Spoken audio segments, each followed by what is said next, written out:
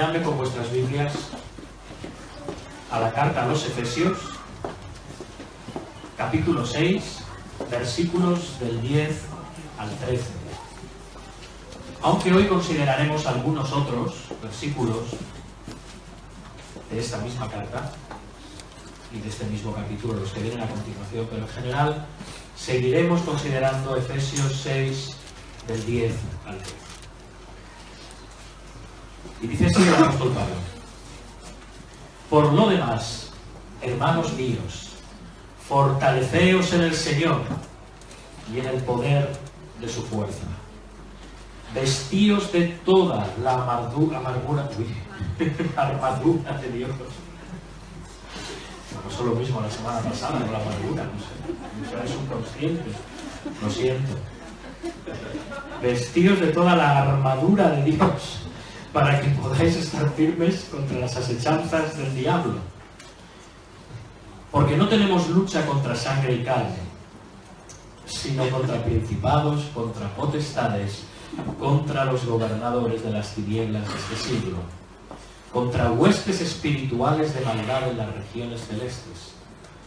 Por tanto, tomad toda la armadura de Dios, para que podáis resistir en el día malo, y habiendo acabado todo, estar firmes. Hasta aquí la palabra del Señor. Vamos a orar.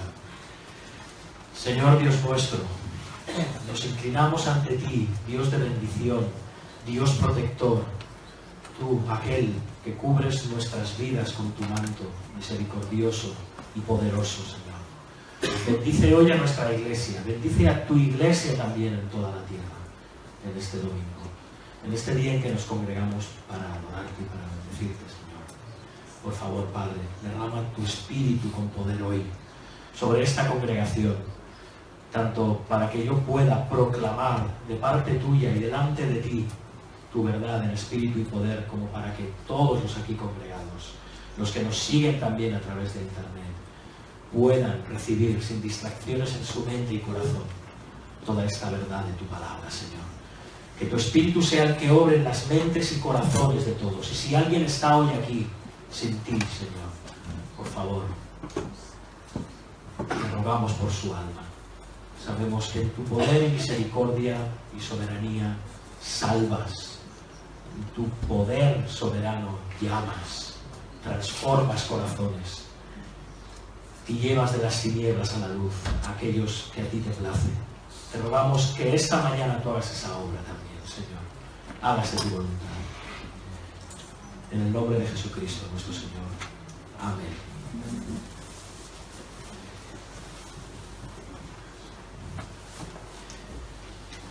Bien, continuamos. La lucha con lo invisible. Hay un grupo de punk rock estadounidense llamado Green Day que tiene una canción llamada Know Your Enemy, es decir, conoce a tu enemigo. Es una canción bastante potente, movidita, y en una de las estrofas canta: conoce al enemigo, tienes que conocer a tu enemigo, nos alzaremos en insurgencia, no te dejes cegar por las mentiras delante de tus ojos. Conoce a tu enemigo. Sí, tienes que conocer a tu enemigo. Y añade oe, pero esto no nos dice nada. Evidentemente, Green Day nos habla de la lucha, pero de la lucha, de la guerra que tiene el pueblo, que tiene la gente contra el sistema. No, nosotros no vamos a hablar de esto. Sin embargo, sus palabras son muy apropiadas. Nos están diciendo que tenemos que conocer al enemigo. Nos habla de una guerra en la que seguramente vamos a perder si no conocemos a nuestro enemigo, si no conocemos sus armas que utiliza.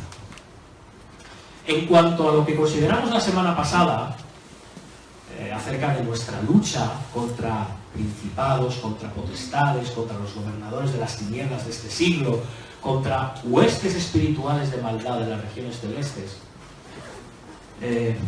de nada nos sirve o creer que podemos luchar contra ese enemigo, contra esas huestes espirituales, si no conocemos su naturaleza.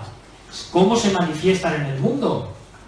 ¿Cuáles son sus armas, sus trampas, sus escondites? Y hoy vamos a ver de qué manera obran de forma específica y concreta en los hombres. La semana pasada vimos cómo obraban en el mundo, en las naciones, entre los gobernantes, y promovían revoluciones, disturbios, guerras, cómo se aprovechaban del pecado humano de orgullo, de egoísmo, de celos, envidia, para después ellos potenciarlo al máximo y llevar a la sociedad al caos. Hoy vamos a ver cómo esto ocurre entre las personas. ¿De qué manera?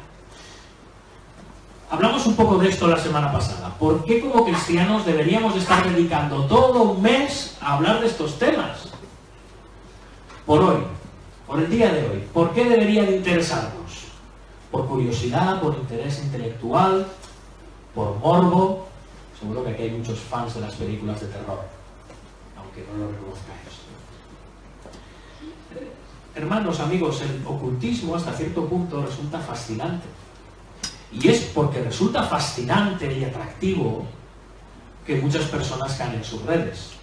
Y hoy hay muchísima gente pendiente de esto. Hay revistas, hay libros, hay conferencias, hay documentales, hay películas, hay de todo. Pero el principal motivo por el cual nosotros en la Iglesia Bíblica Evangélica en Sabadell nos interesamos por esto es porque tiene una influencia enorme en nuestra vida como cristianos. Aunque pensemos que no. Nosotros hemos pasado de las tinieblas a la luz, hemos pasado de muerte a vida, del reino de Satanás al reino de Dios, por lo tanto ya no tenemos que preocuparnos de estas cosas. Y en un sentido es verdad, no tenemos que preocuparnos, pero en otro sentido debemos de estar alerta acerca de estas cosas. Hermanos, la Biblia habla tan a menudo de estos temas, de diferentes maneras, tanto en el Antiguo como en el Nuevo Testamento, que si no conocemos algo de ello, no vamos a entender nada. Hay muchas cosas que nos van a quedar descolocadas, o vamos a darles la interpretación que nosotros buenamente creamos que le tenemos que dar. Pero es que la Biblia es clara acerca de cómo obran las fuerzas del mal, Satanás y sus demonios, entre los hombres, a un nivel más cotidiano, más personal, más individual. Israel en la antigüedad estuvo rodeado de naciones cuyas prácticas religiosas y culturales estaban directamente relacionadas con el espiritismo. Y lo mismo para nuestros hermanos, los cristianos del primer siglo, los cristianos del Nuevo Testamento. Ellos estaban rodeados de todas estas prácticas, de todo este poder de la oscuridad. De todas formas, si no somos conscientes, como decía, de cómo pueden atacar, y de hecho nos atacan, lo más probable es que en un sentido nos venzan. Dice Pablo que tenemos que vestirnos de la armadura, no de la amargura, de la armadura, para que podamos estar firmes contra las asechanzas del diablo. O sea que nos dice que si no nos vestimos de la armadura, no estaremos firmes. Desde luego, hermanos, las fuerzas del mal no podrán quitarnos la salvación. Las fuerzas del mal no podrán apartarnos del amor de Cristo.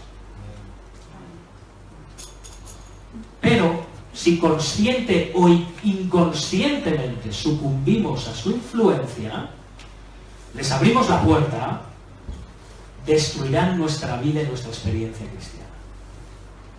Y la llenarán de amargura, ahora sí, frustración, angustia, temor, debilidad, fracaso. Porque lo mismo que quieren hacer a nivel mundial, quieren hacer con la Iglesia y quieren hacer con el cristiano a nivel individual. Satanás solo tiene un plan: destruir la obra de Dios. Y en la obra de Dios estamos nosotros, porque somos criaturas de Dios, edificio de Dios, pueblo de Dios, obra de Dios. De todas formas, me quiero centrar en esa influencia que tiene no solo en los cristianos, sino en cómo es a nivel general en este mundo. Y la Biblia nos llama claramente, hermanos, a poner los espíritus a prueba.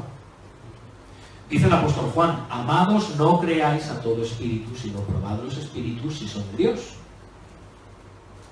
Y hay dos tipos de espíritus, en realidad. ¿Cuál es? El Espíritu Santo y los seres de la oscuridad espiritual que hacen conforme a su voluntad y deseos demoníacos. Y el Espíritu de Dios y las fuerzas espirituales del bien, donde encontraríamos a los ángeles. Estas son las dos. No hay más. No hay más. Pero Satanás puede presentarse como ángel de luz. Y de hecho lo hace. Puede presentársenos con apariencia de santidad, con apariencia de verdad, de luz espiritual. Y ahí tenemos las sectas, y ahí tenemos las herejías dentro de la iglesia. Por lo tanto, hermanos, es importante que conozcamos cómo se manifiestan en este mundo las fuerzas espirituales. ¿Para qué? Para vencerlas, para resistirlas.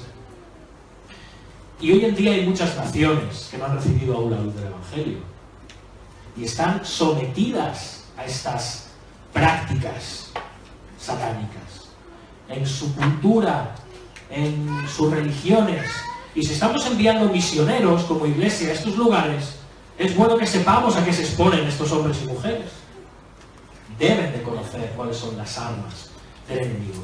Pero es que incluso en nuestro mundo, podemos decir el primer mundo, el mundo más occidentalizado o civilizado en el que vivimos, el más cristianizado en el que vivimos, por así decirlo, también se dan estas prácticas.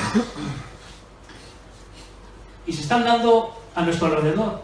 Muchas veces no somos ni conscientes de las personas que viven en nuestro edificio y del tipo de vida que llevan y cuál es su relación con lo oculto. Tampoco vamos a empezar a sospechar en la vecina del quinto, pobre mujer. Solamente digo que todo esto es algo cotidiano en nuestro propio vecindario está ocurriendo. Y también está ocurriendo en algunas iglesias y denominaciones llamadas evangélicas. Muchas de las manifestaciones, pretendidas manifestaciones espectaculares que ellos atribuyen al Espíritu Santo, no provienen de ese espíritu, provienen de otros espíritus. Y es importante que también seamos conscientes de ese peligro. Al fin y al cabo, Pablo a Timoteo le habla de las doctrinas de demonios, y no tiene que extrañarnos. Y como he dicho, somos blanco favorito de Satanás, su plato predilecto. Y muchas veces estas fuerzas fingen ser nuestras amigas antes que nuestras enemigas para atraparnos. Así que también tenemos que ser cuidadosos con esto.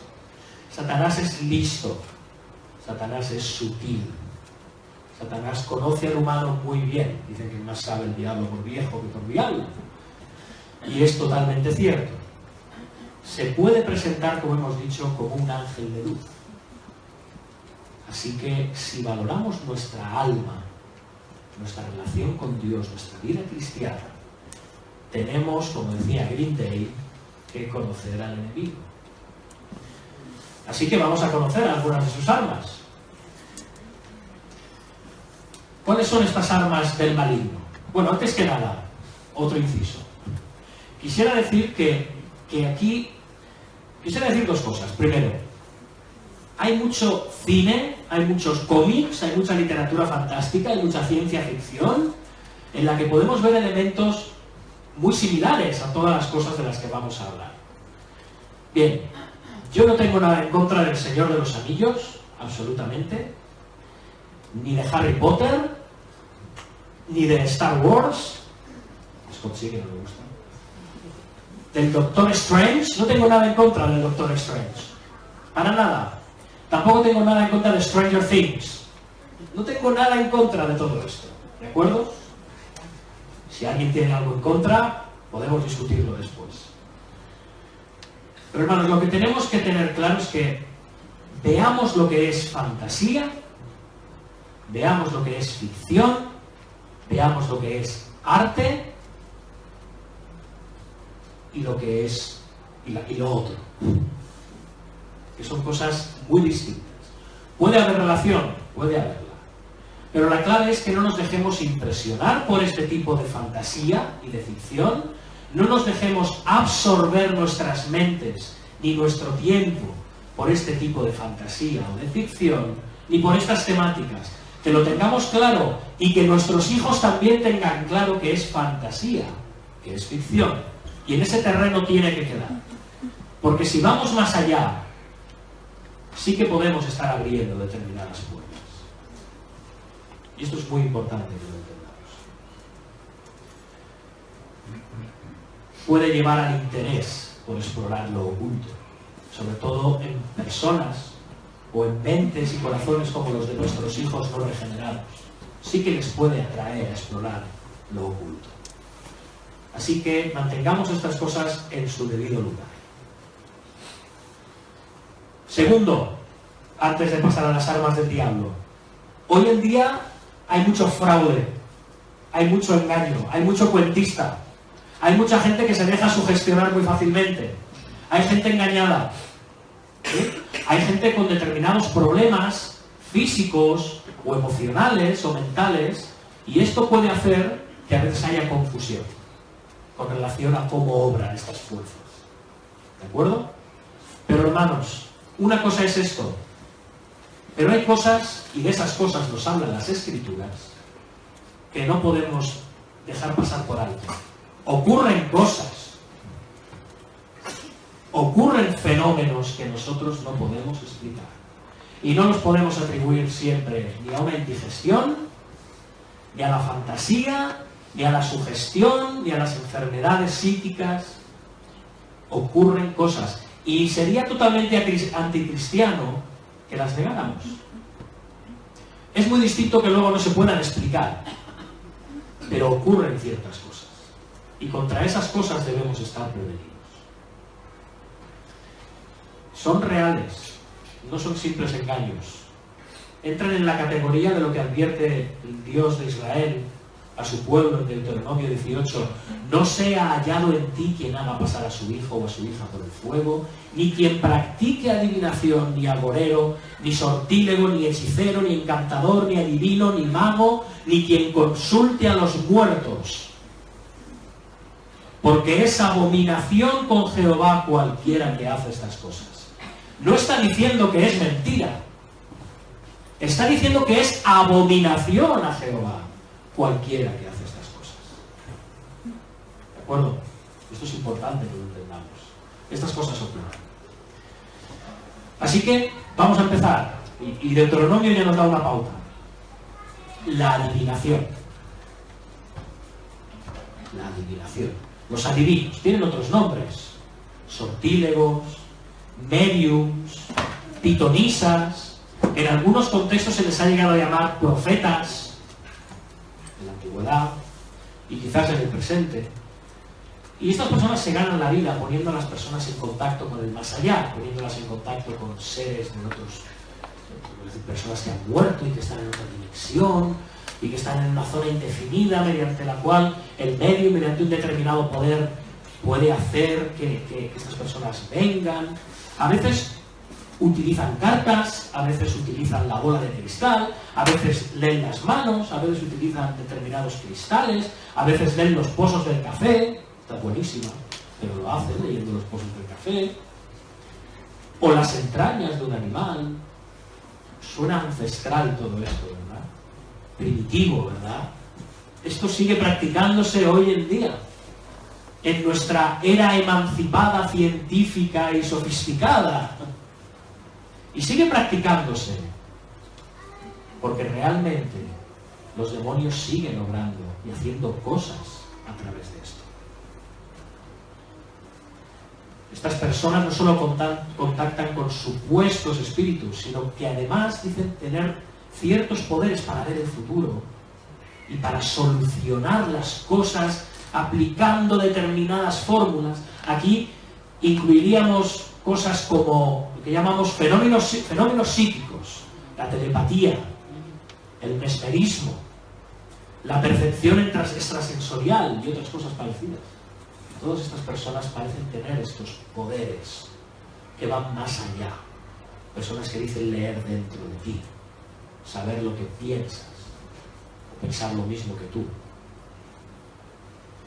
Y a lo largo de la historia han afirmado poseer este poder muchísimas personas, pero no nos dejemos seducir. Ese poder no es de las personas, ese poder es de Satanás. Y les viene dado directamente de él. No lo olvidemos. Luego tenemos la astrología. La astrología, la supuesta ciencia. No astronomía, ¿eh? Cuidado, no confundamos astronomía con astrología, ¿bien? Las cartas astrales, el horóscopo, los signos del zodíaco.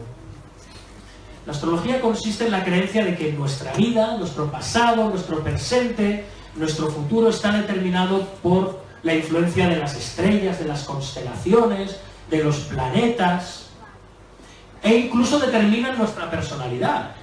Yo soy Leo, que lo sepáis, y como soy Leo soy así, así, así y asá. A ver, por aquí hay algún Capricornio porque dicen que somos incompatibles. Bueno, esto es puro paganismo, hermanos. Esto proviene del tiempo en que las personas creían que las estrellas eran dioses y que esos dioses tenían una influencia sobre la vida de las personas. Y es una, iba a decir ciencia, una pseudociencia muy elaborada. Cuidado, que es compleja, ¿eh? Entrar en esto, hay gente que estudia años todo este lío. Pero lo que vemos detrás de esta sabiduría es que al final no es una sabiduría divina, es una sabiduría demoníaca. Y Satanás la utiliza.